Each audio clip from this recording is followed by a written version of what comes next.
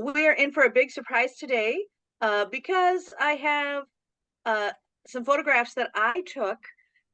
This was a video story that I had done years ago on the pink whale.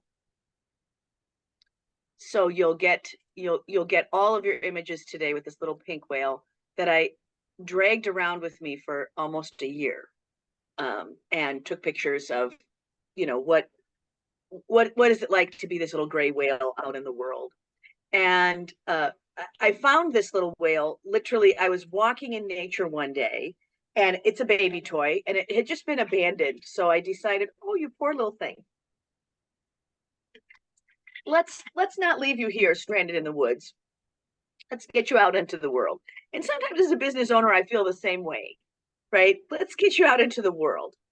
And The Artist's Way is a book that really talks about this, about getting some time out, being with yourself, and thinking about your business differently. And so one of the things about these images is that I took them just for fun.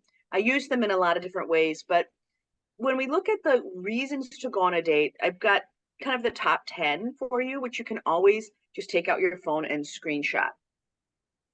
The images are in no specific order, that these are just me and this whale hanging out, really going out into the world. But I want to give you other reasons why you want to do it is the next thing. But then it's really, how can I use that? What's going to inspire me? How is that going to actually make me a better business owner? So we are looking at the first item, which is the ask, which is, are you willing to take some self-time for yourself in a more creative way? We've talked about this as mindful isolation before, of really getting some mindful time on your own, but also asking yourself a different question. And that is what makes these topics really great. Now, this is one that I would encourage you to just screenshot, but I did put my number one in bold, bold, bold, right in the middle for you, which is prevention of burnout. When I look at business owners who have been in business for more than 5 years, the more you have a division of 5, 10, 15, 20, it's easy to become burned out on doing the same thing because you're not learning as much. And that's one of the things we have to kind of take away is, how do we keep you excited about what's happening in your neck of the woods? That there is all of these other reasons of stress reduction and enhanced creativity and self-confidence, but it is really, that's the number one piece for me. And the second is that I've also put in big, big, big, big letters, which is the long-term success of that business is you. So when you're going out and doing things and taking time, and you really want to take just 2 hours, it's not a huge amount of time to give yourself a date, but just take yourself out for 120 minutes. And everything that we've talked about is something you can do in about 2 hours. So when you're thinking about the things that you want, it's not like you have to continually take every Friday off. You just want to be engaging consistently. And if you were engaging in something that felt life-saving, how often would you do it? Well, some people would do it every day. Some people will do it once a week. So think about what it is that you're willing to invest in yourself. We hear this a lot in other things that I talk about, right? Holding the self in esteem. It is really, that's the lesson of this. It's treasuring the experience that you have in your life right now. So when you're thinking about that idea of, why do you want a date with yourself? A lot of times people are waiting too long, so that they're just trying to conserve their energy, that they just need a break. You really want to kind of think about this as a way to keep your strength and just the normal feeding and watering of your creative self.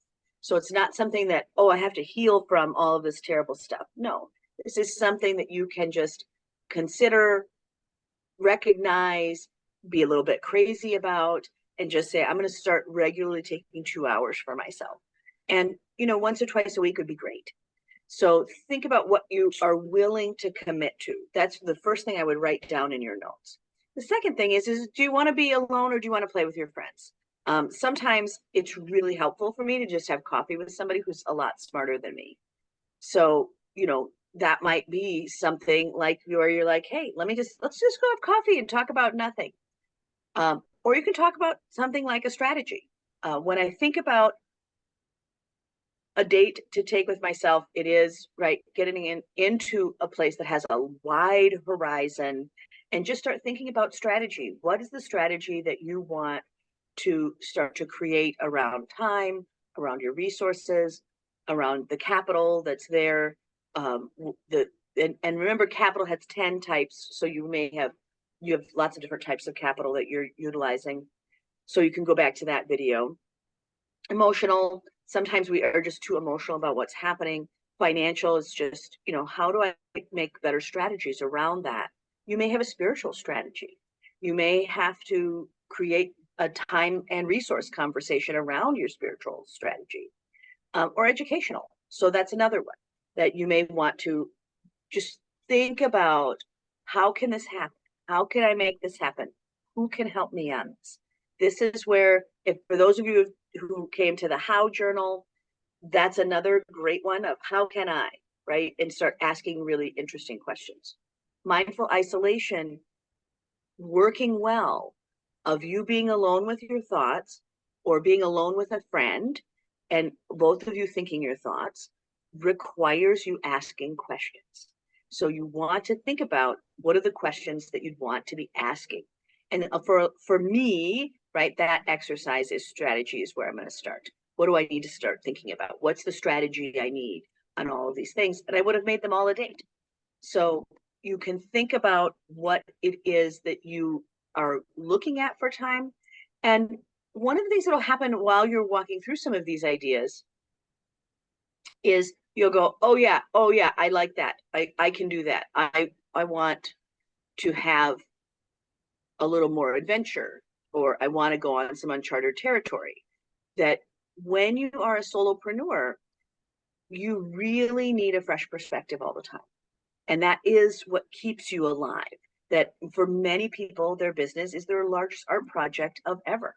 So think about where you are. And then the reason I chose this picture is to think about what's in the background. A lot of people have something that feels lurking in their background. So think about what is there. And you see this little whale who's bright and shiny on top of the ship. And then the background, right, you see the dog, or you see the woods, or you see the darkness. That it's really easy to forget that you're in the sunshine of your life when you have this kind of dark fear base in the background. So think about what it is that is going on in your mind. And one of the things that I talk about is really look at the right staircase to climb, right? Put your ladder on the right wall to climb. It is to look at what are the areas in your business that you want to shine. So you may want to focus in on your customer service. You may want to focus in on product development. You may want to focus on where you're showcasing. Do you need new real estate? Do you need a new space design? Do you need new technology? Think about what is the place that you're going to start to climb with your free time. And in the Artist Day, it's just making an open-ended date. When we look at this from a business perspective, it's really saying, look, let's give you a little more direction so that you can take these dates as a tool to build your business. And the best way to see how a good business is going is to visit somebody else's that's going well. And so I would make a list of the top 5 of places that you want to see or do or go, and go see what they're doing. And go see what they're doing. Go sit in their space. Notice what's happening around them. Having a top 5 business, a lot of times, many of you that I've taken you to the Four Seasons because I want you to see what that customer service looks like, what that training looks like, what a gold standard looks like. And when you are looking at that top 5 in those businesses of what are they doing right and what are you feeling in there, it is often that you're feeling a lightness, a space. You're feeling all of the elements come together. Customer service, the lighting, the architecture, even the ambient temperature. There's so much that is given in a thoughtful conversation around what's a top business. So in order to do that, look at the gold standard of what you have. Look at what's on the shelf. Look at what's, at the door. All of those things. The easy fruit to have are kind of like this dandelions in your life, right? Some people think they're weeds, some people think they're flowers. Well, it's just an everyday life thing. So when you're thinking about doing something, the easy ask is to let's look for a class. And you can look for a class first in the things that are in your everyday life. If you're not ready to focus in on your business, let's just focus in on the everyday life things. So that might be taking a cooking class, that might be just something simple on design or literature, that there can be just classes that you take because you just want your everyday life to feel a little more upgraded. The class that I took the other day was just perhaps on pottery, not very exciting. I'm not going to become a potter, but it was fun to try something new. It gives your brain a new way to spin. And even if you take a class online, sometimes that's enough. The other class that I took was that a very heady class on from one of my favorite. So we here in Minnesota we have a school called Macalester College. They have a lot of really great professors, and they have a professor on economy that I really enjoy. So just going up and looking at that lecture, listening to him talk about world economies is great. So you don't have to have something that's heady necessarily, but many of the colleges have put classes up for you to enjoy for free. So if you want to just be heady and really think about something that's a little bit more colossal, those lectures are available for you.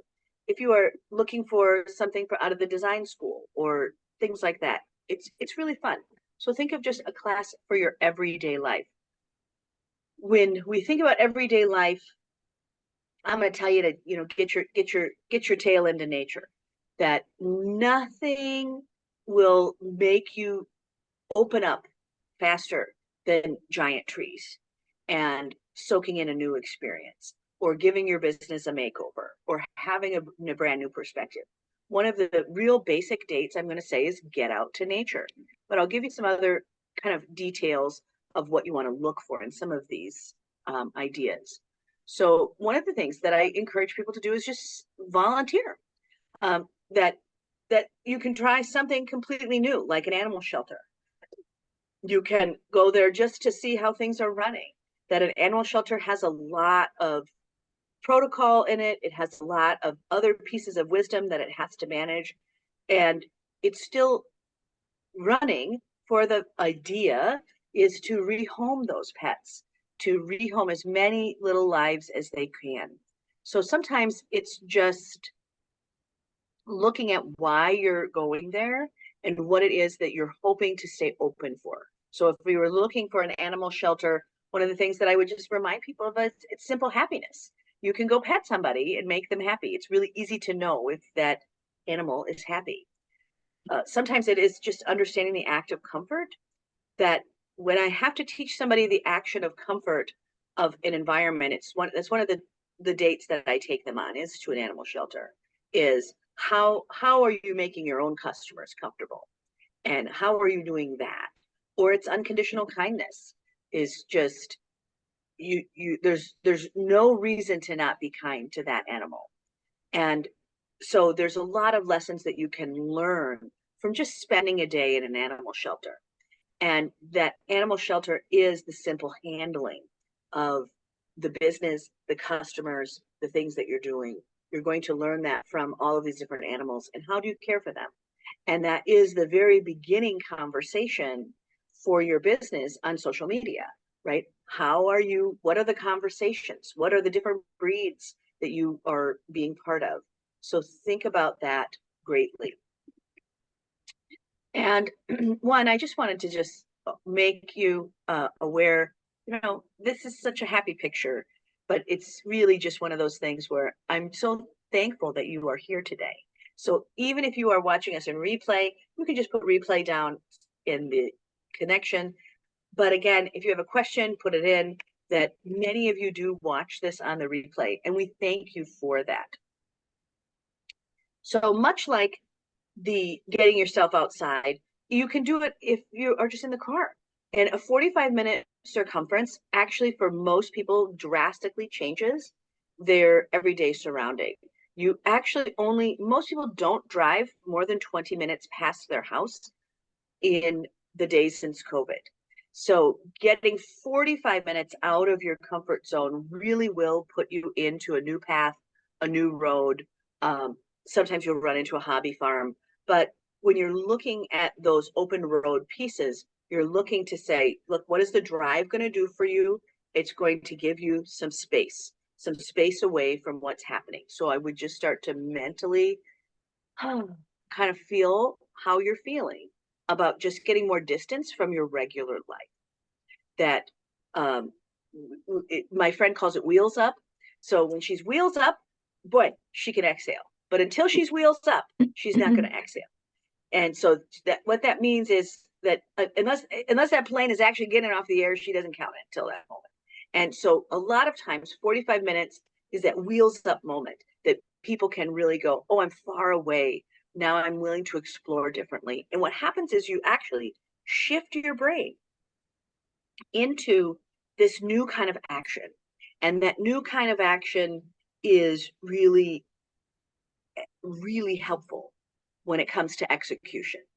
So when you have that idea of new ideas, hitting the open road and getting to a whole new place and you relaxing a little bit, that mind shift will automatically be this miniature hurricane in your brain that allows you to go, oh, wow, let me spin a little faster. Let me put new ideas here. Let me not just have everything ferment in my mind, right? Let me just wheel it up, right? Wheels up.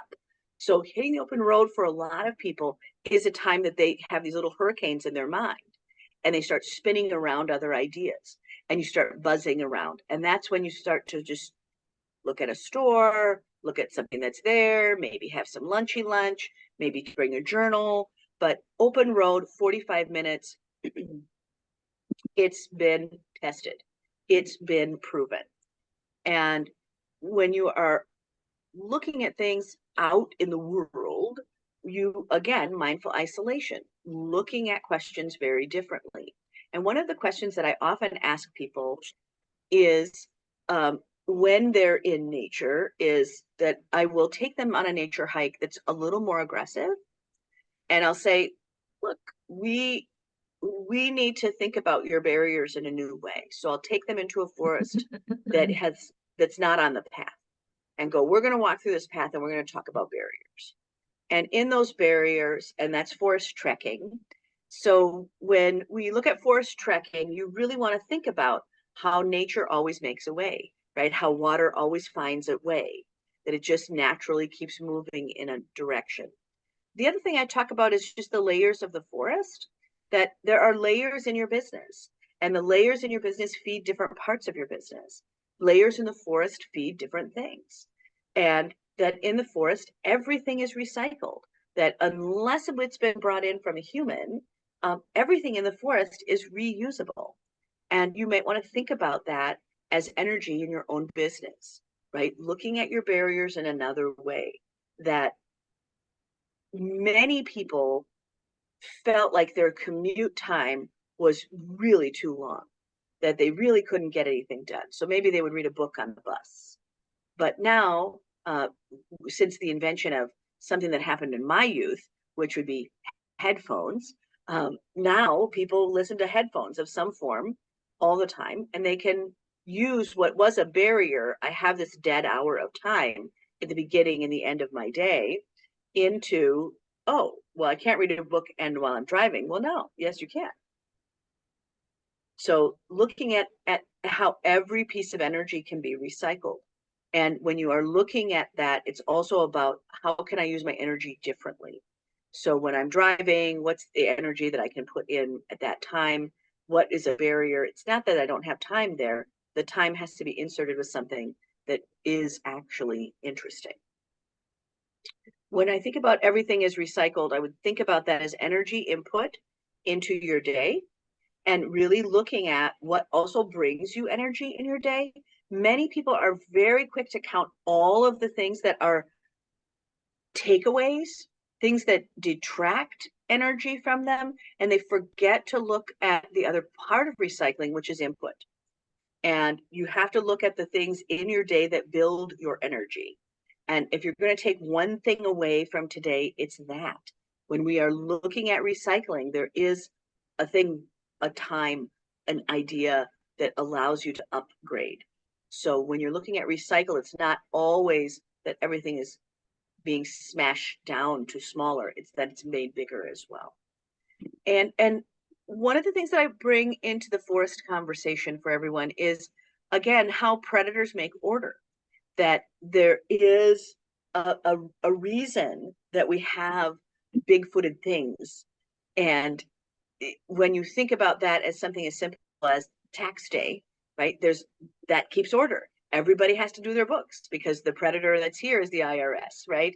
And the IRS is something that you have to think about all of the time, or the state paying your state taxes. So when you're thinking about barriers in a new way, go out for a forest look. You can take a picture of this one and take it away if you'd like. There is so much fun in thinking about the the date and the lesson. And remember, the thing that you're looking for when you're doing your first pass on this is just learning any new skill, because that skill will keep you more agile. That when we're thinking about songwriting, songwriting and great songwriters really pay attention to their life, and they really allow themselves to feel all of the feels. So one of the things that learning new skill, any skill, you can pick anything and still get credit.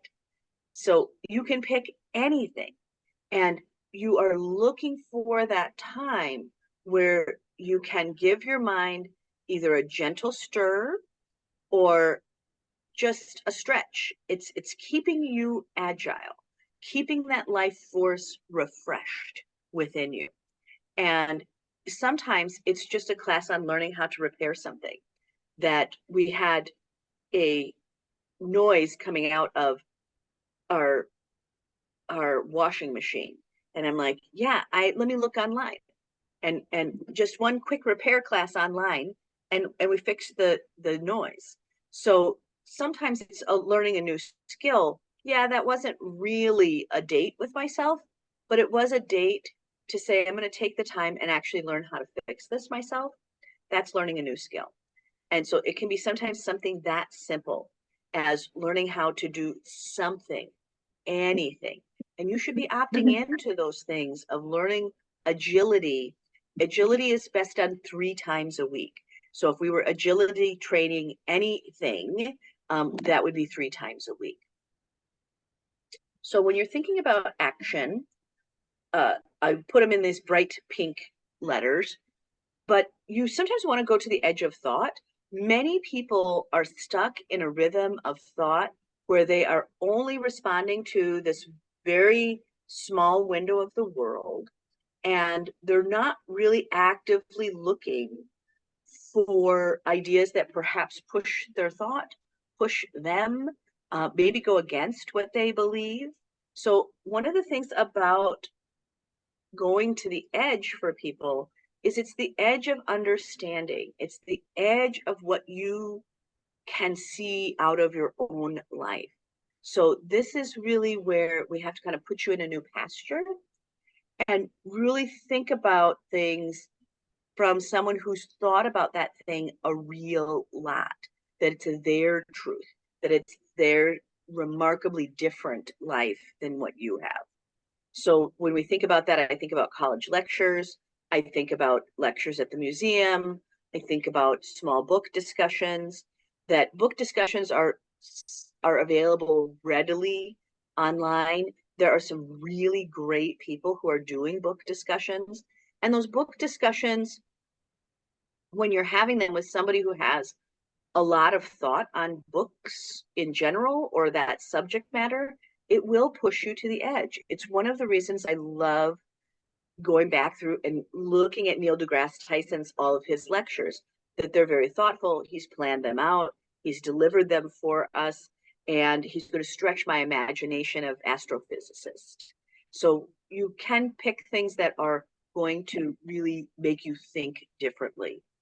Historical reenactments, I'm really liking. If no one has been through any historical reenactment, they are interesting. Whether or not you agree with the time or whatever that is, it's very interesting to watch people enact that conversation. And many of the farm tours are also going to have historical reenactments. So when you are going to some of those farm tours, that sometimes they're going to bring you back to 1880.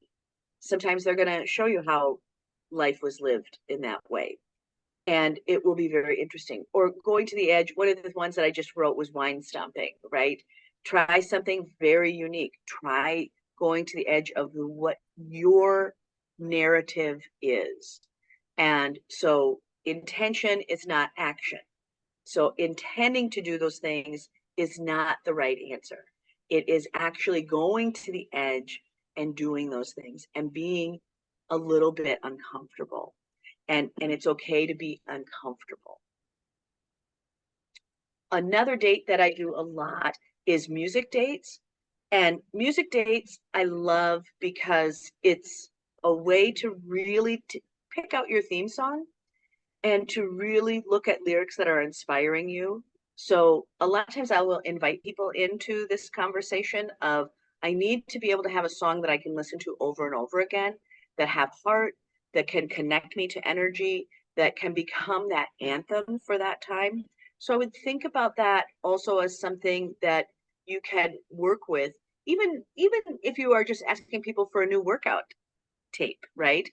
We call them tape in my world, but because we still used to have things as a cassette tape, but a music mix and putting music on there is also really interesting.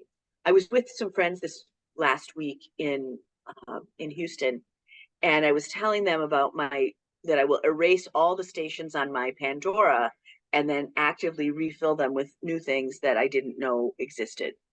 And they're like, oh my gosh, how do you do that? And what does that look like? And so just showed them, how to use multiple platforms to start searching for things. So sometimes I need a music break that is in a time zone. Sometimes I really just need to hear all the Benny Goodman of that era and think about my thoughts from that direction. Sometimes you may want that electronic version of something and get into that spirit. So think about the music that you want. Think about the time that you would like to be informed by. But music is another way to inform yourself. And it's also a way for you to remember your battle cry. Remember what you want to have is that ability. And that ability to remember that heart that's in there, that something that makes you want to belt something out. That's what you're looking for. This is another one that I remind people about when I go, you need a little fire in your belly. Just come on and eat some food with fire. That when you are eating food with fire, it really has a different taste.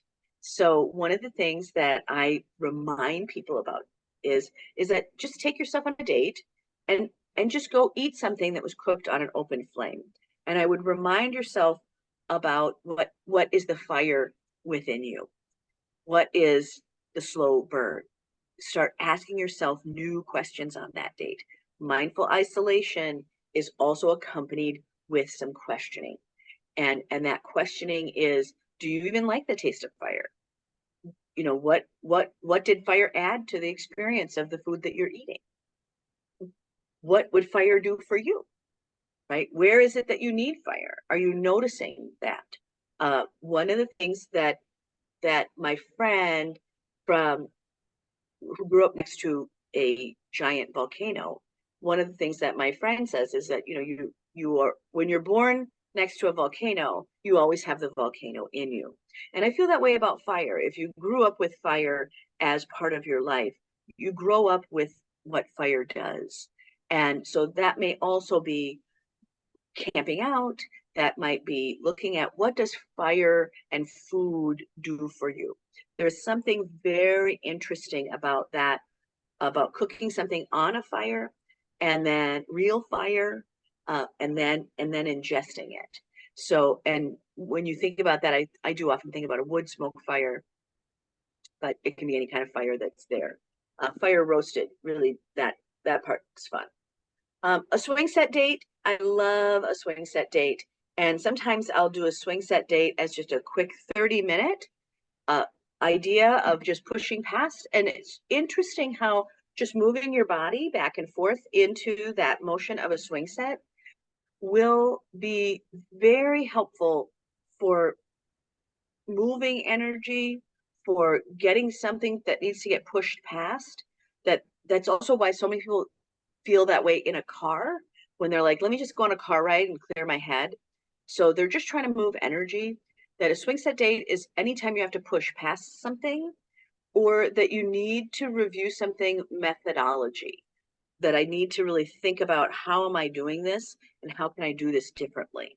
So if we have to realign the so like holiday schedules, right? That's one of the things that I just go, we need a swing set date on that, is just start to realign what it can look like.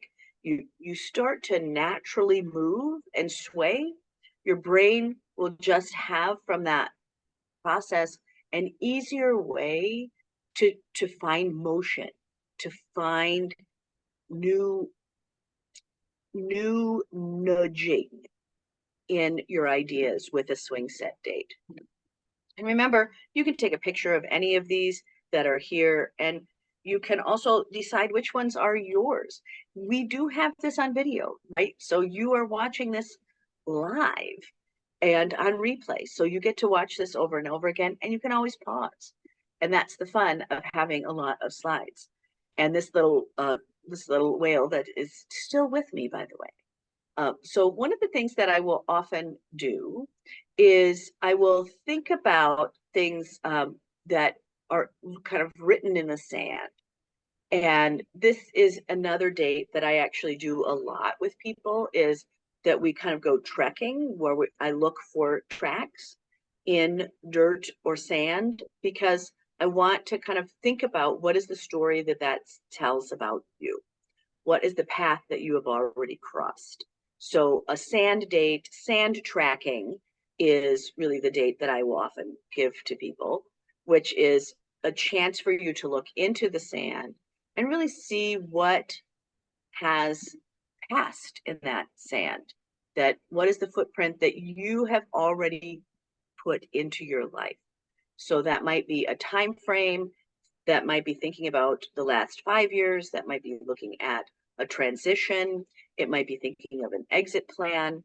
A lot of times you'll see me in there, I'll X out the sand and I'll just suddenly make a drawing board and say, okay, well, let's just draw it with a stick. Let's see what is in this story. So really looking at the path that you have crossed, of here's where we were before, and this is how far we've come. It's really those timelining is a powerful tool to do in sand. It is a powerful tool to do in the sand, because you can erase something, you can change it around, but it's very interesting to do it in the sand, because everyone has the ability to wipe it away and we can start over. And that is really helpful in an exit plan, in a transition story, or in a coming of age story, that it all can change. Your life can change so quickly. Nobody expected a pandemic, but everybody's life changed during that time. So nobody expected that the financial world would, burn to the ground 3 times in the last 20 years. Well, you learned something there too. So when you think about the paths that you have crossed, I would think about what that means to you. The other one that I bring out often in SAND as well is the limiting beliefs. And limiting beliefs I also put into that DNA code as well. So taking a minute and just sitting somewhere that feels really movable, very pliable, and start looking at what are the limiting beliefs that you have. And I put in there interspecies relationships because a lot of people have a very special pet or something that they are running around with. So I'm not saying, hey, I expect you to be hanging out with aliens. I'm just saying interspecies relationships, a lot of people have them.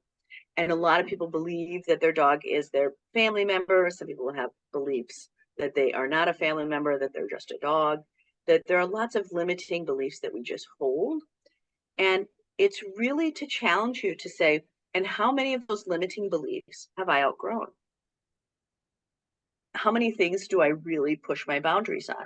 When I do this as a 3 hour class or as a 3 hour session for business planning, when we're doing this as a date that helps people remember, right? Because a lot of times I'll be like, let's do a field trip. It's time for a field trip. And when we talk about limiting beliefs, I really go, well, we're going to do the top 100 right now. And they go, 100 limiting beliefs. Oh my gosh, I can't have that many.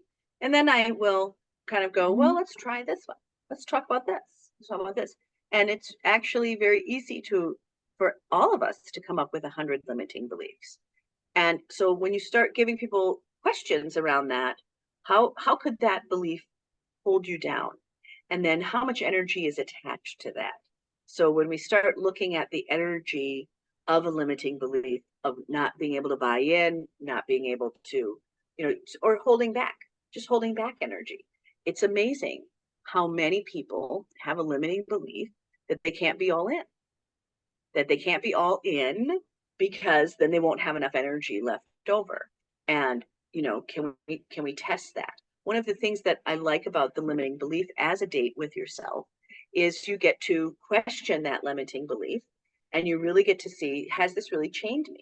Has this really actually made it so that I won't buy in all the way? Am I always holding these things an arm's length away because I don't actually think I can have that? Or I don't want to dream in that way, or I'm risking this other thing. So limiting beliefs is a great date.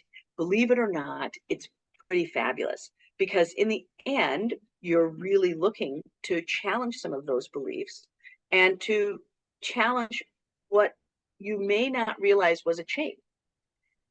So one of the things about limiting beliefs is that we want to think that they're big and that they're so big that you can barely see around them. Oh, yeah, and then my whole life is going to be free. No, it's all these little ones that start stacking up. That's why the chain is the part of that conversation, is that it's not one big chain that's the limiting beliefs. It's all of those little pieces that come together. It's the link on the link on the link on the link. And that's why we talk about them as a chain, not because that chain is one thing that's so heavy. It is 100 limiting beliefs that have now clicked and clacked themselves together that make your life feel, ooh, wow, that just doesn't feel comfortable. So when you think about limiting beliefs, that's one of the reasons why I also bring up a chain, is that we get to kind of unmask that chain a little bit and look at what's connected from one belief to the next to the next. It's a fascinating date, and I think you will enjoy it. One of the things that I also remind people about is getting in over your head. Go do something that's a little bit hard.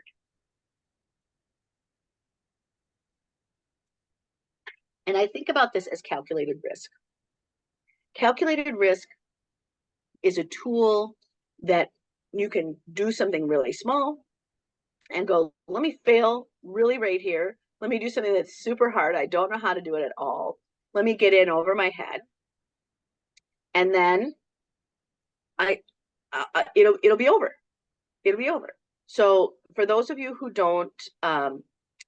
haven't played a board game that's particularly difficult, or if you haven't done any LARPing or secret code rooms or digital reality, you may want to consider these things and do something that is really in over your head. One of the things about digital reality for me is that I realized that it is immobilizing because that amount of data in my brain doesn't work really well. So that there are some types of digital reality that are really, really easy for me to be a part of, and there are others that I just can't do it. So when you think about, you have to get in over your head to know which is which. And you want to try all the new things. You want to try things that are difficult. I'm not saying pick up chess as a game, but I am saying that maybe there's a new board game you might want to learn how to play. And sometimes it's just something as boring as the little squirrel game that I'm in love with right now, where you have to try to catch these little acorns. It's just silly. It's just silly. And so getting it over your head might also be something as simple as getting a puzzle that's much too hard and really working at that puzzle a few hours every day. I just had one of those and I couldn't believe how difficult it was. It looks so easy on the video until I got it home. Now, Art Date is a powerful date. I do this one a lot, and what I'm going to do with people on this date is I'm going to take them to a museum. I'm going to invite them to bring their sketch pad and to really think about what inspires them. And so we really spend a 3-hour chunk. So an art date is really a 3-hour chunk of time. And when we look through that museum, especially for those people who are store owners or who have physical spaces, a museum really has a lot of support for your creativity because they understand how to flow people through a space. They understand lighting and storytelling, integration of ideas. They're oftentimes presenting solutions, or they're giving inspiration. They're giving questions. They're giving other ways to think about something. This is why if you've ever been to IKEA, there's a whole floor of just inspiration of what all this stuff could look like if it were put together really cute in a tiny apartment that you owned. And you go, oh wow, I didn't know all this stuff could add up to that. Yeah, this is how inspiration is offered. So sometimes it is using that masterful way of artists who are often, you have the art and then you have the people who are looking at creating the museum of art. And these are two different pieces. So there's two elements in which you can be very much inspired by. Oftentimes I am taking someone to an art museum as a date to help them understand space and flow, lighting and storytelling, integration of ideas. And there are some people that I go to the art museum with that are really there to get creative ideas because they want something for the art to talk to them in some way. And the art will talk to you in some ways, but so will the museum itself. So remember that when you're picking this date, there are two totally different lineages that you can take in. One is at the museum level. It is how does the museum do its job? And then what is the job of the artist? And what's the storytelling or the things that the artist is telling you? And that's a really powerful flow, depending on which museum that you're going to. Another thing that I remind people about is theater is fabulous. It is available during the day as well. So if you are a daytime date giver, because I'm often with people during the day, is that there are lots of things that are around during the day. And one of them is college performances. And there's other theatrical things that are available during the day, like matinees or dancing, that helping people learn and do new things. But matinee seats are really great. And seeing a performing artist at work is incredibly helpful because you get to really see them work a choreographed something. And that's why I like theater in general as a tool to say, let's open your mind. But to watch a performing artist at work, you really watch all of the things that they learned. You get to see all of the well that went into that person. And for people who are into the theater, they remember artists in multiple shows, that they may remember the multiple parts of that performer. And that I think is also very powerful, is to look at just the work and effort that it comes to perform that art. So a dance performance is fabulous. I have a neighbor who I have watched grow up and dance all the time. And it wasn't until she sent me a picture of her on the beach at her very first spring break in college, of her in this beautiful dance move, that I had realized that I had watched a young girl grow up to be a beautiful dancer. And I just told her, thanks for that. It was so inspiring to watch that little kid who was just so cute in her tutu go to class every year. I mean, her mom did so much to make sure she could afford dance class, and that dancer could, she was always taller than everyone. But again, it's so inspiring to watch someone who has worked on something with integrity and grace for a long time. And theater is that.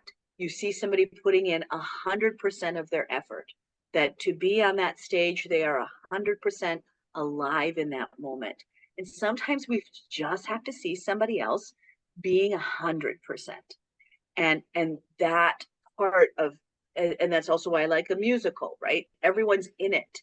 They're in that piece, and it's very easy to lift your light to match theirs. And so theater is another great date. Simple one that many of you have been on with me is just get a walking partner. Pick one day a week that you can use that as creative time, and just go in without headphones and just listen to the forest or be with each other. That you've got to put your headphones down and have time that is unstructured for your mind.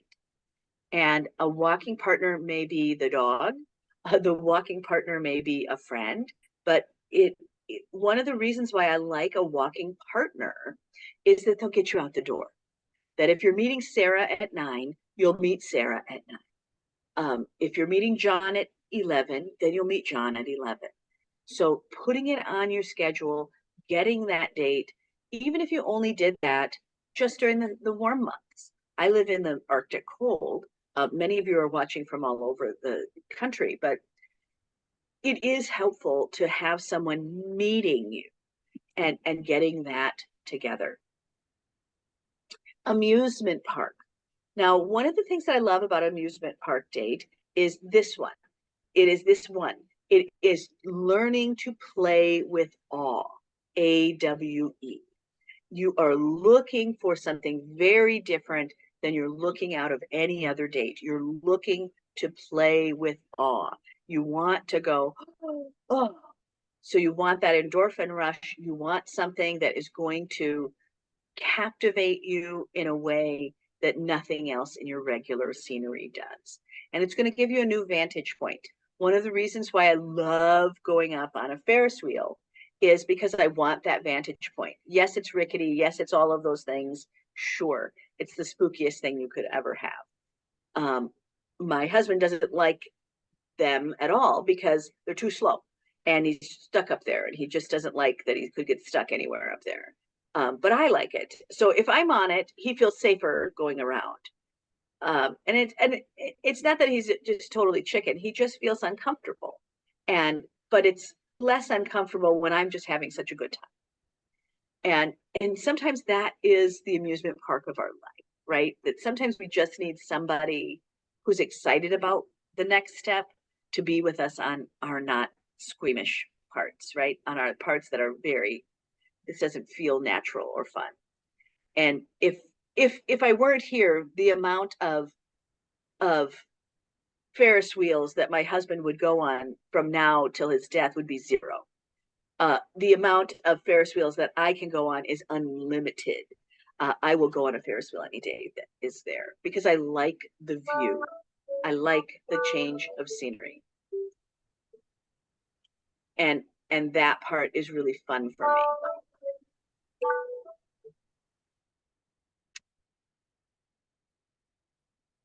me.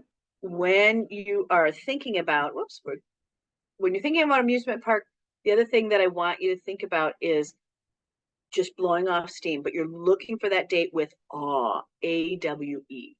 That's what is the big win for you, is that you can have your breath taken away a little bit.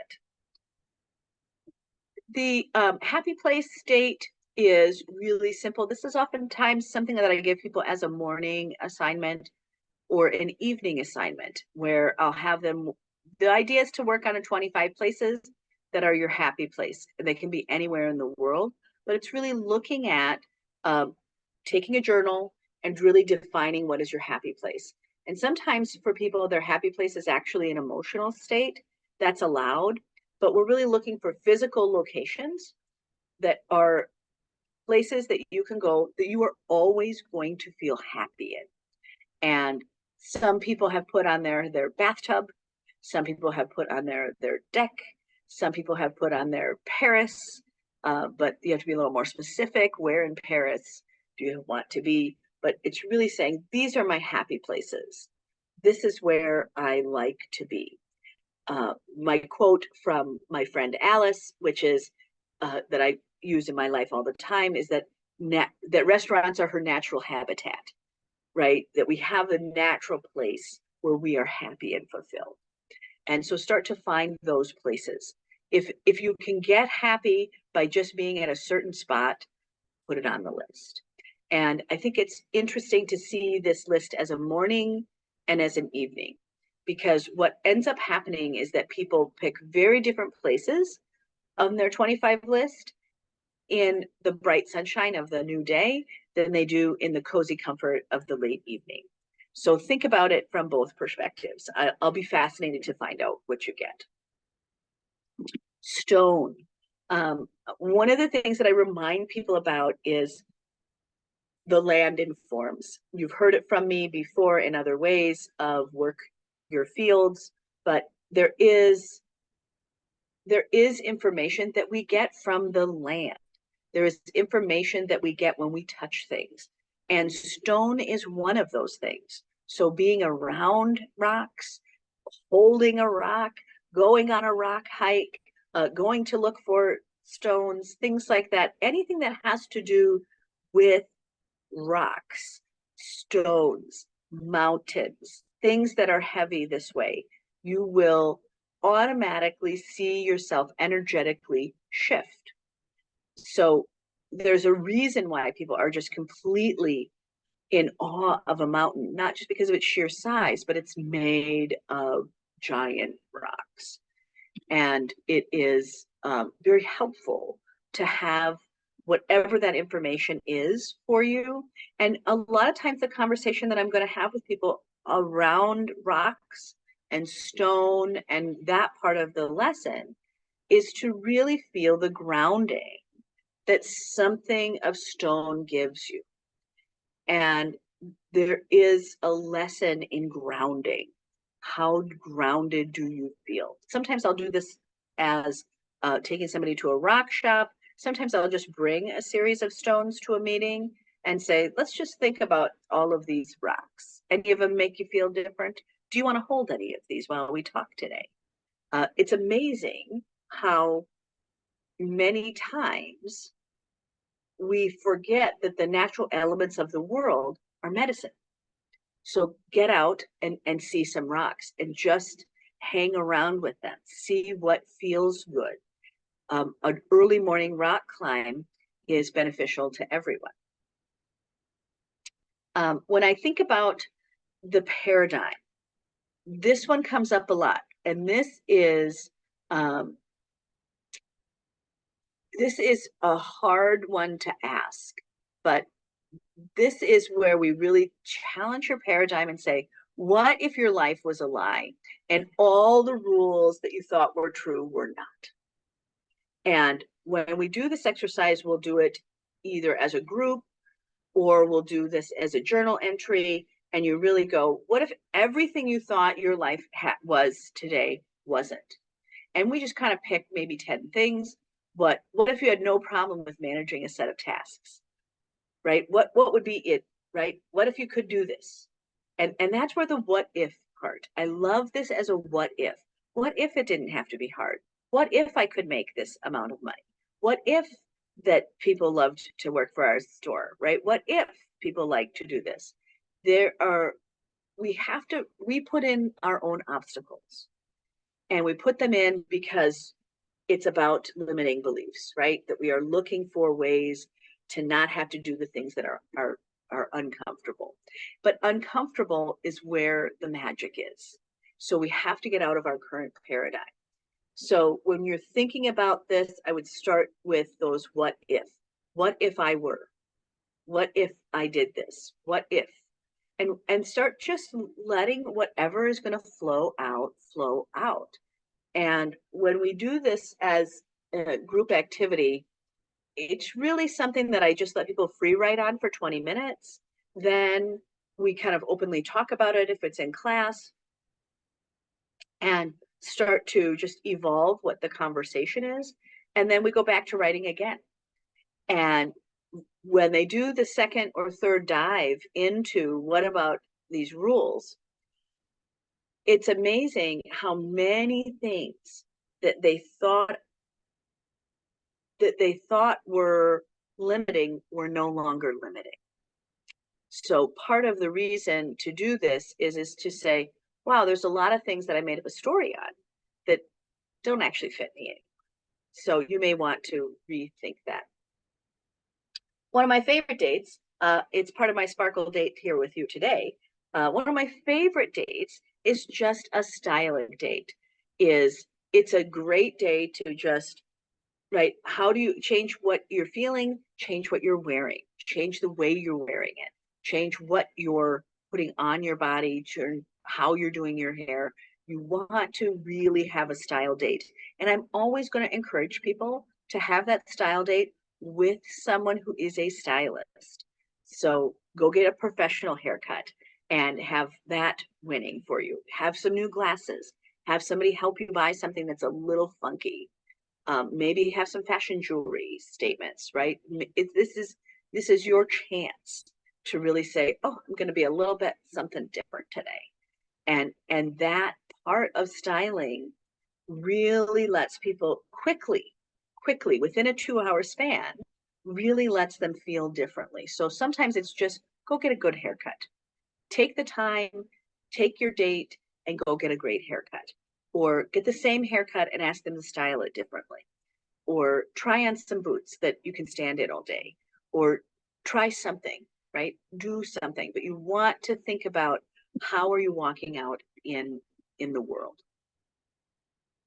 Now, when I do curves, this is measuring a curve. And I love this because I will often do it on a curve that I'll go, okay, let's measure out these different areas of your business. So what are the categories of service? What's your outreach? What's your engagement? What's the trends in whatever you're doing? And we just start grading ourselves on a curve. And we start to look at how do we make that curve go another way. So when we think of a curve, I think of a rainbow that it has this low to the ground side, then it has a curvature that has an apex, which has a top, and then it has a curvature downward back to 0.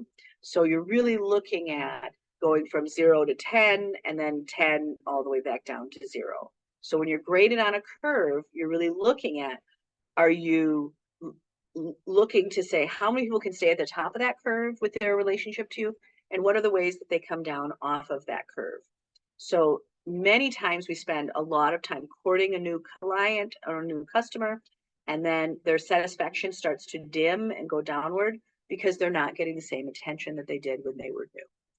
Or they may have turned off the attention loving part of, they got that message, they're not getting something new. So one of the reasons that I like about just taking some time, mindful isolation, looking at that rainbow of a curve, and really putting in some of your business ideas on that, and to really look at, wow, what what do we have? When is the apex of sales? For many businesses, the apex of their sales is always in the fourth quarter. So they're coming into the first quarter a little hungry. So it's really looking at that and going, okay, I'm here, and then suddenly we're dropping like a rock to the bottom of the financial pot here. What needs to happen? And when you're looking at it on a curve, you just have to figure out: do I want to extend the rainbow at the top? Right? How do I get the rainbow to be a little bit longer, not so up and downy? Or can I, what does it look like? What does the relationship look like? And for most people, it is that they're trying to elongate their rainbow. They're trying to keep that rainbow as much space on the top as they can so that people don't fall down. That's also why people go, oh, well, the bar is set so low for them. Well, sometimes if that's all you have to be able to do is to be able to be a gas pump that's always pumping gas, your rainbow's very easy to jump, right? That's a low bar for many businesses. But to get people to come inside and get something from their gas, now you got to raise the bar. And when you're thinking about that bar, I want you to think about it as a curve. I want you to think about it as a rainbow that's real small, has a very small apex, and then it elongates out. Whenever that rainbow elongates out, the bar gets a little wider. And that's kind of helpful. So thinking about things on a curve. One of the other things that I remind people about is that you have to just stop looking at it always from the driver's seat, is really start to get on kind of the bumper of your car, the bumper of your life. Where are you putting in your time? What are the things that you're doing? And a lot of times I'll say, why don't you just make a video of your day and do it every day for a week? And that I will have people just kind of take a picture or do this. For all my creative people, it's like, let's get into the bumper car of your life. What are you doing? How are you spending your time? What is it that you're actually doing? And now put it into a story form. And that's when we really see, oh, this person really does spend a lot of time with their pets or with their partners or with their family or with their video game or reading or doing whatever. But I think getting a new vantage point from your life is really helpful. And so a lot of times I'll just tell people, like, whenever you switch tasks, take a picture. Switch tasks, take a picture. Looking for, probably 50 pictures in a day. And then really look at it as a movie and go, is this really the vantage point of interesting? And what we find is that actually people's lives are sometimes more interesting than they knew, and that they're actually doing more than they think. And then it's really also helping them understand timeline. What I also like about that imagery is when I go, take a picture every so many minutes and of something that you're doing right then, and then we can get an idea of what you're doing. So if you're not writing it down, get another view, but take some time. You have heard this from me in the conversation around how do you build a star model in your business, but it's really looking at what is it that you have that you can fit into other people. So when we look at this as a date, a lot of times I'm bringing things that stack into other things that stack. This is a really a 1 hour date that you can give to yourself, is just to really look at what are the windows that your product fits in. And what I mean by that is, what are the other windows? Whose online store can that fit into? Who can you be a good sale for? What is it that you can get in your product that can improve it so that it can fit into some other product? So think about, where else does your business fit? Is there a new way for you to collaborate? Is there a new window that you can be seen in? And I would think about that as a literal window of everyone, right? What's the screen? What's the new website that you can be on? And when you're thinking about that, it is to say, can this brand sell my brand? What's the wholesale deal I can make? What can this look like, right? Where, what, right? How can it work that way? And what I like about that model of tucking in to someone else's business is that it allows you to change the pattern that you thought was how you deliver. So letting someone else perhaps sell your service with you, perhaps teach a class with you, where can you fit? What can that look like? And that's what we're hoping for. In the idea of taking yourself for a date, I'm looking for you to look at ways you can get a little stuck. And a little stuck meaning that things that are going to make you feel uncomfortable, but have a low risk fail. So this is where I'm really looking at a physical challenge. So a hike that's a little bit more than you thought you would like to take on. That might be speaking in front of people, but you're looking for opportunities that are going to stretch you, but that aren't going to ruin you if they don't work. So one speaking opportunity over 200, yeah, that's not so hard.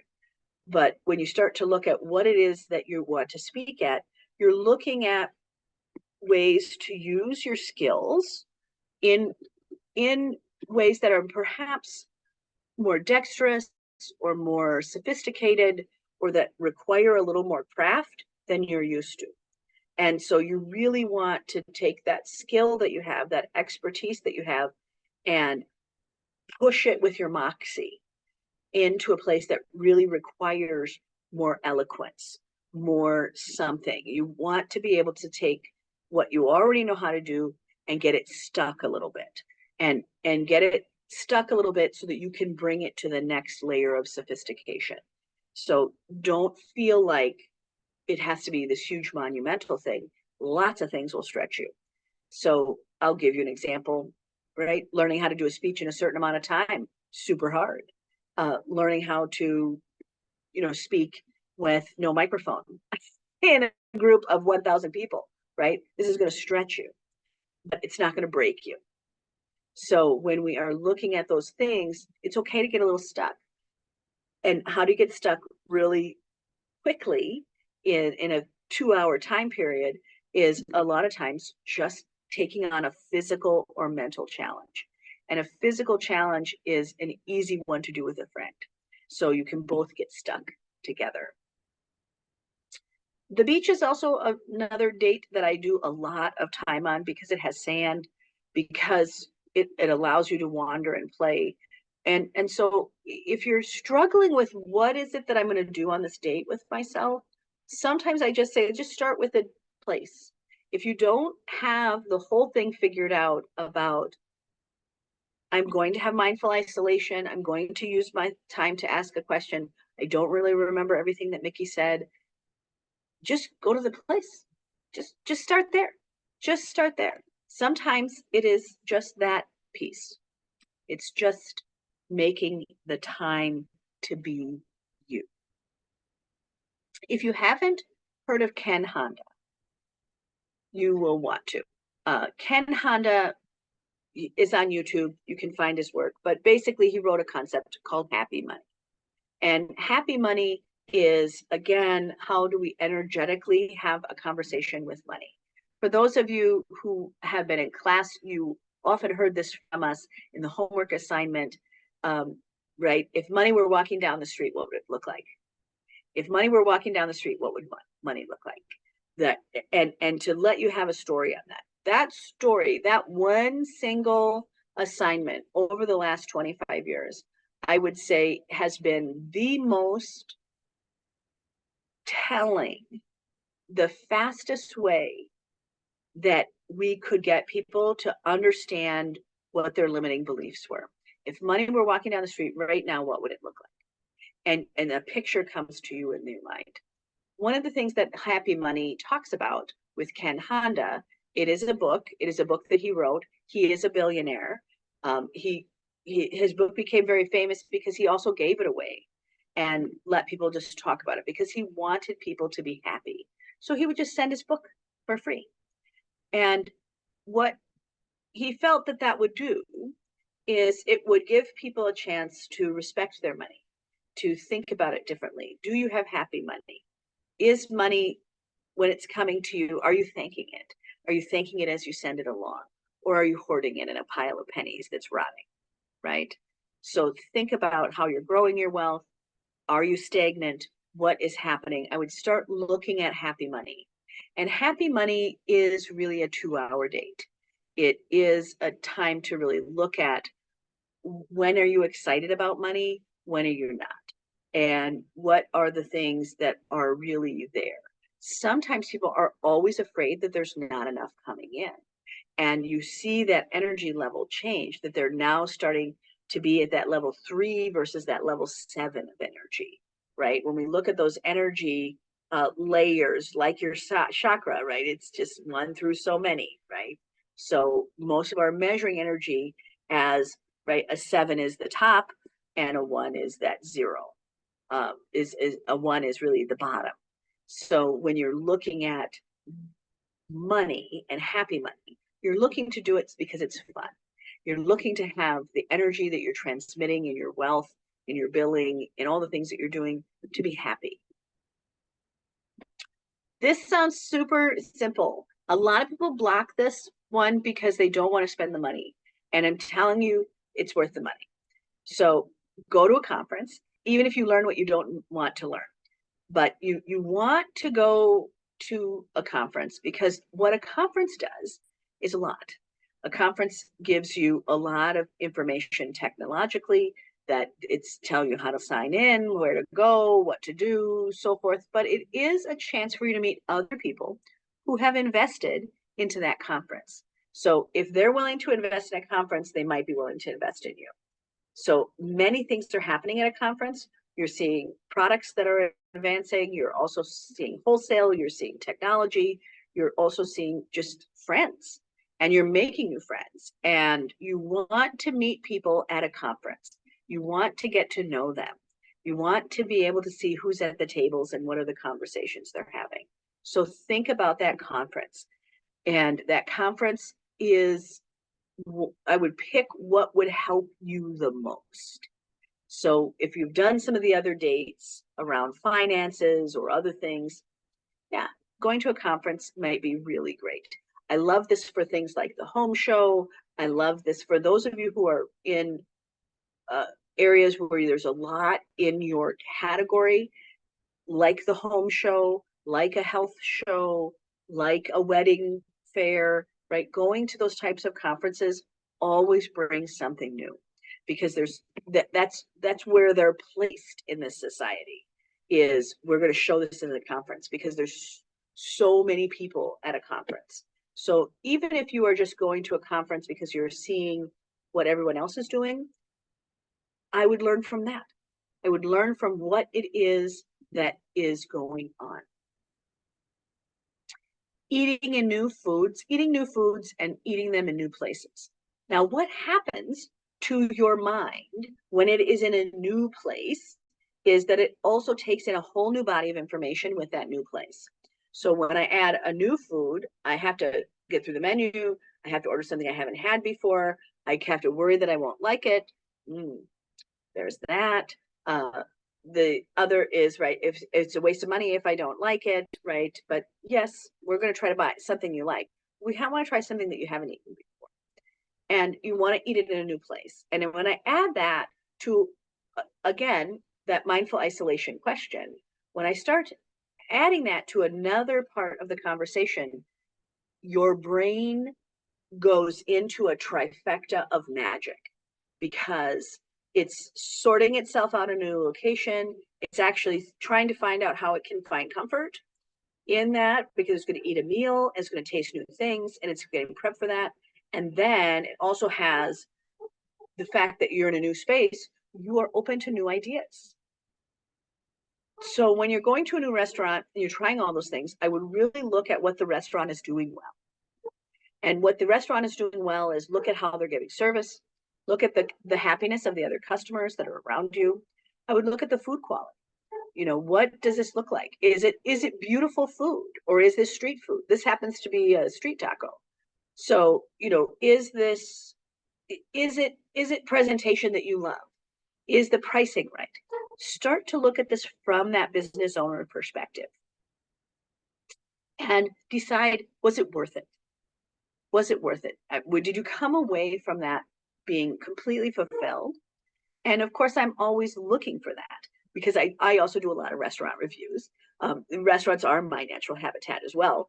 But when you are thinking about this in your own life, this is quick, right? In and out, 2 hours. You can drive within a certain amount of time. You can try a new restaurant, but eat there and learn what it is there to do. One of the largest conundrums I had last year was I actually ate at a restaurant that I had nothing good to say about.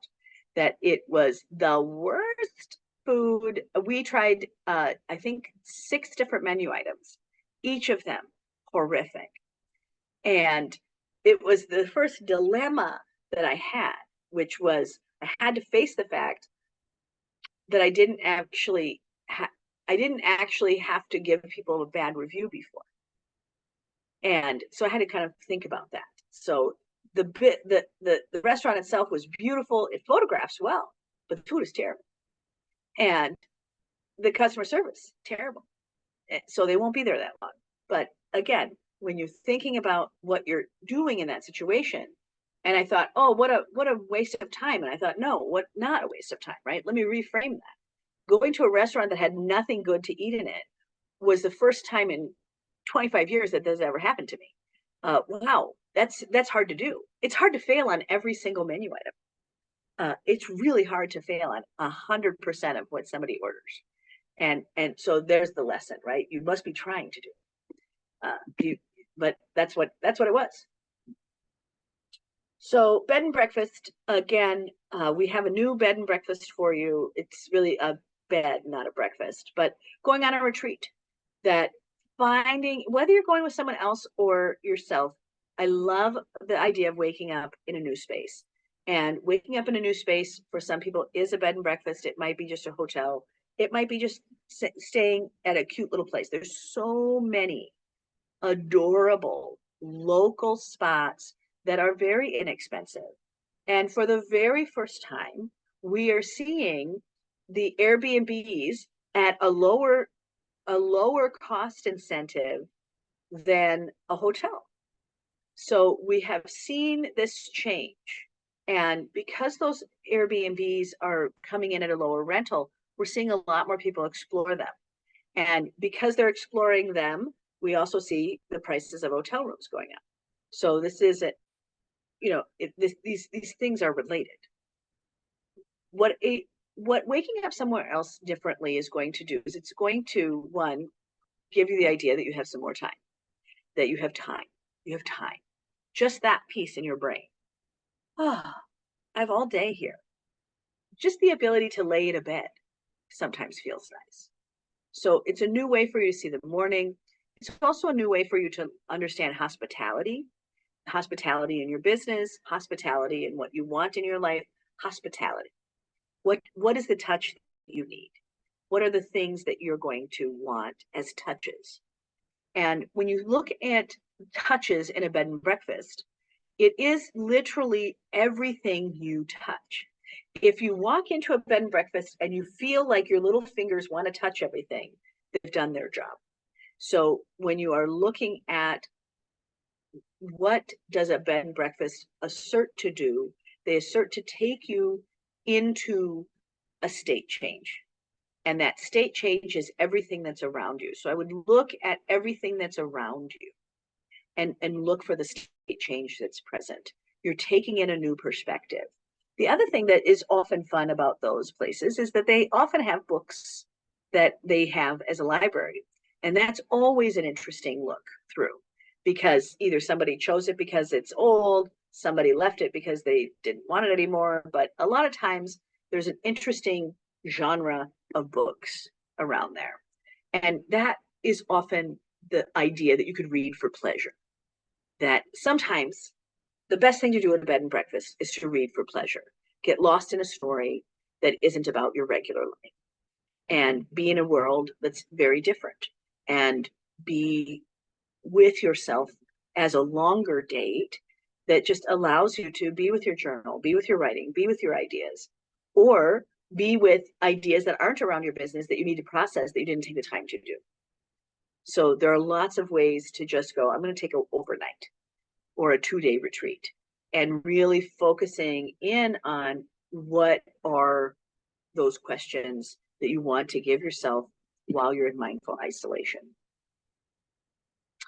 Now, I know that crafting is not everyone's deal, but sometimes everybody needs to know how to make a little something. And it's watching that video is not the same as doing that video.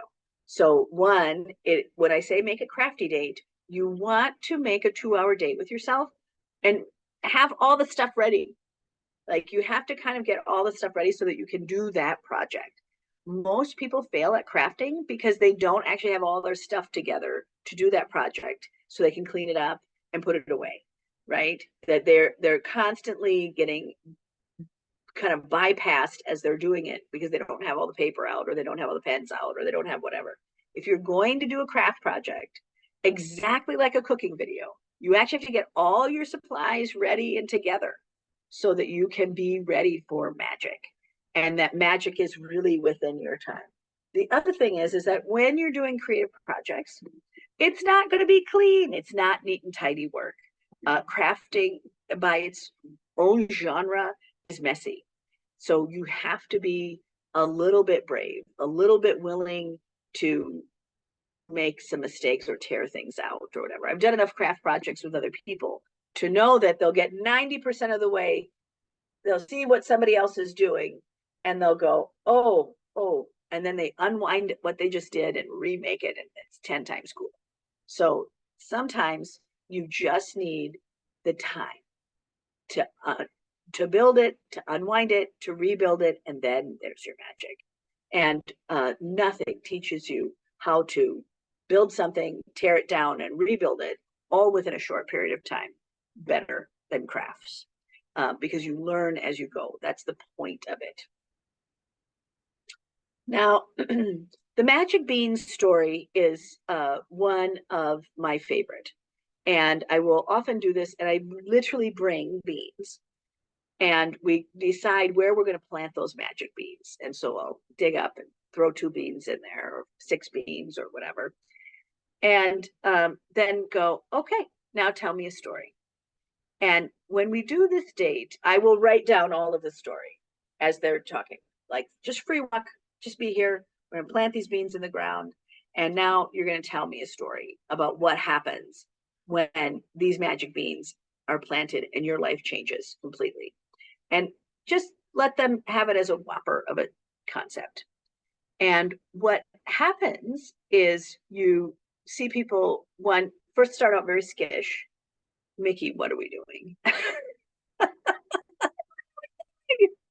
Why are we doing this?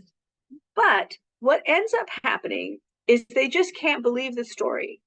And it's also the fastest way for me in a creative date to really identify what is your limiting behaviors. Exactly the same with the question about what does money look like as it walks across the street.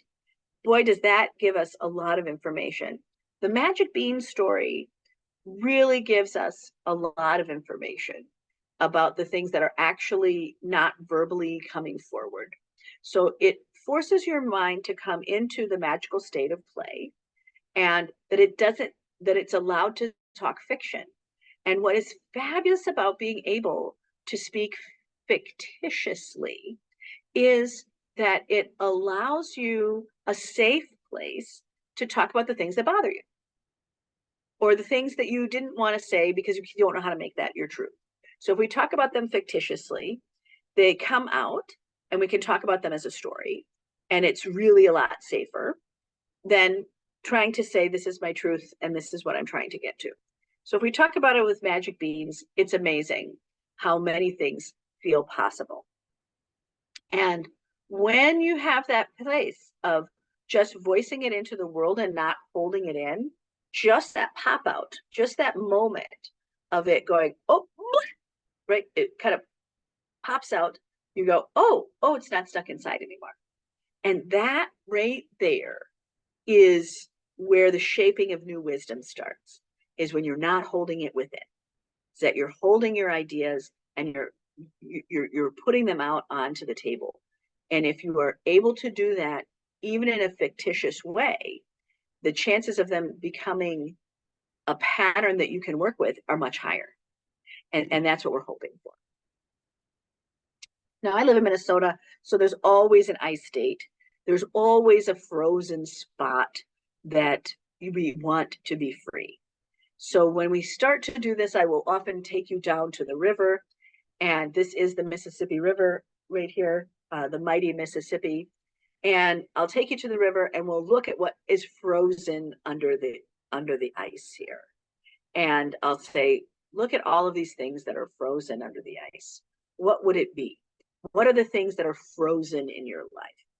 And that frozen question is often around habits, around outdated processes, that we really feel that way about seasonal products, that for those of you who have a lot of inventory for the holidays, holding that inventory that maybe didn't sell as fast, boy, that's right. It just feels frozen money. When you are thinking about those frozen things, one, that people are always amazed at what is frozen in the river because there's a lot of nature just frozen in that space. So if you haven't walked at a river that's been frozen, it's worth looking at what's in the river, because this is the time that you get the see-through glass shelf of going, wow, there's a snail, there's a leaf, there's a tobacco product, there's, all sorts of things that are just frozen in time, that are waiting for spring. And many times we are frozen in things because we don't know how to move them forward.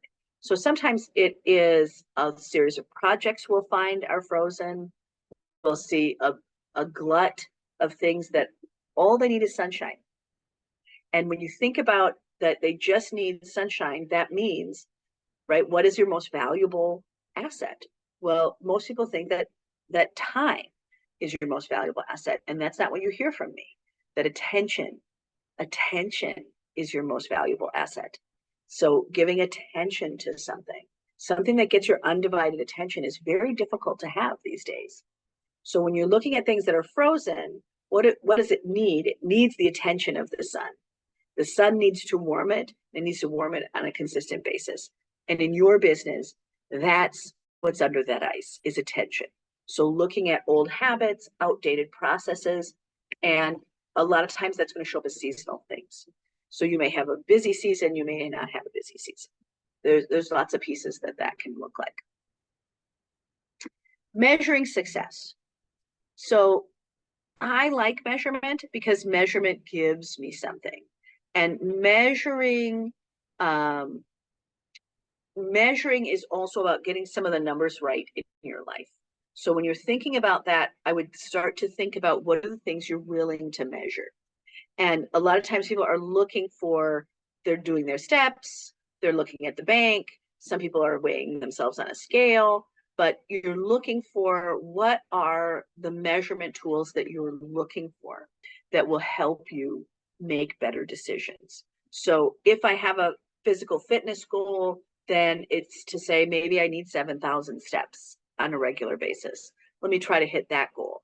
So start looking at your measuring of success. For those of you who haven't done the 12-week year with me, you are welcome to come do the 12-week year. That is a really great process to measure success. And that's a whole tool that we give you around that. Now, the 100 balloons in your life concept is one of my favorites. And it's really looking for the top 100 things that you have achieved in your life. And you are going to be surprised at either how easy or how not easy it is. But these are things that you have achieved in your life. And it is a profound date, because sometimes we will sketch things out and then I'll have people reorder it. And then I'll have them put things together in categories. But you want to think about things that are countable, things that you can say, on this date, this happened. So sometimes the things that I am the most proud of may not be the things that other people are proud of me for. So I learned to walk once in my life, then I had to relearn how to walk again, right? That learning to re-walk after my back injury was a really big deal. So being able to walk after that injury was a big deal for me. Living in a back brace for so long, right? That was a big deal. That was an achievement to me. The rest of the world doesn't give you credit for that, but I feel like I got credit for that. So when you think about those 100 things that you are proud of, you are proud of for you. You may be proud of yourself for voicing an opinion that was counter to maybe what everyone else in your family wanted to hear. You may be proud of a vote that you cast because you had the right to vote. So think about the things that you are proud of. And you want to be able to have that 100 list because you'll use it over and over again. And it is very, when we start breaking it into categories after you do the 100, that I go, okay, well, let's look at the ones that have something in common. And for some people, they're doing a lot of physical achievements. So they might be running a race, they might be looking to hit a certain marathon time, they might be, biking a certain distance. That a lot of people have physical things that they're doing. Some people have educational items, but other people have achievements that only they could make or only that I would know about myself. So some people's achievements may be writing a book. Some people's achievements might be speaking in front of people. But you want to think about these balloons. And the reason that I put them as balloons, right, is because at the end, at some point, I'm going to go, okay, now let them go. And now we get to write a new 100. And this is an exercise that I do as a date over about a 6-month period of time to go, here are all the things that you think make you great. These are the 100 things that you thought you were the most proud of in your achievements. Now let's build another 100. And that right there is such a profound act, but it takes about 6 months from one to the other because it takes a regular date of expansion. It takes a while for you to really understand the wisdom that comes from spending time with yourself and your ideas, right? Wisdom comes when you align your thoughts, your experiences, and your learning, and then you shape them into wisdom. It takes us a while. So the checking the balloons of your life is a really great date. It's a date that you can do in under 2 hours, but we're going to come back to it. And that second part of the date is to say, let me let all of those balloons go. Let me let them all go. And now let me put a new set of balloons here. What's the imaginary balloons that I want next? And that imaginary set of balloons that people want, they actually can hop in to that train of thought so fast because they did the first part, which is, what am I already proud of that I've already done? Okay, let me put in another. So I think you'll like that. So one, I wanted to just say thank you. Thank you for being with me today. Thank you for taking the time for you. Thank you for doing all of the things that make you great. And when you are thinking about dates, I'm going to just kind of go back through these images for you of just a reminder of how much stuff we went through today, that there are so many great ideas for you. And I'm just going to go backwards so that you can see them again. And you can be reminded about which ones are for you. Maybe it's getting some of these ideas in a new voice that you've not heard before. But again, taking time to be with yourself. And that is the part that I am the most thankful for. Because when you are well within, you are well for everyone. And that's the part of this date, is you have to learn to be well within, and you get to be with that magical glitter soaked brain of yours. So thank you so much for just being my friend today. That part is really good. So I'm going to stop the share, and I'm going to pull us back together and remind you that this is good stuff. We love to have you here. Karen, do you have any takeaways today? Whoop, you got to unmute for us. There, I'm unmuted. Well, there's a lot of things that I hadn't thought of as far as trying something new. I like the idea. People don't realize how much free stuff there is out there, I think, especially education. Yeah. And you can type anything into YouTube and see what comes up. Right. And I Right. have, there's just, it doesn't take much. You have like the Center for the Book Arts has Yeah, I a lot love of, Center for the Book Arts. yeah, they have a lot of stuff online that's free that you can do.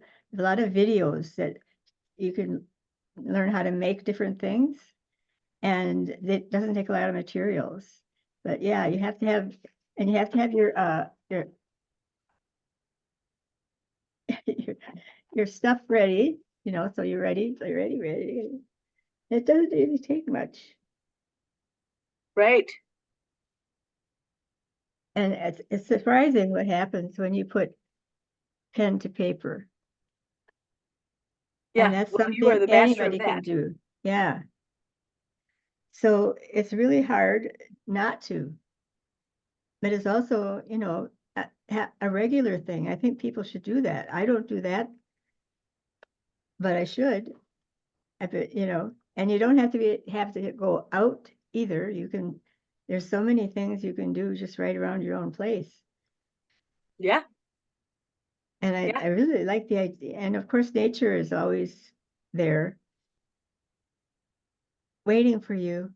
It's waiting for you. Yeah, It's wanting you. It's calling you. Yeah.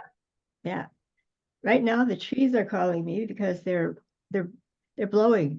They're blowing. It is so windy today. It's Yeah, so windy. Yeah. yeah. Windy, windy, windy.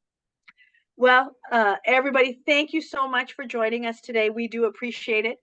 It's always good to see you, and we will see you next month.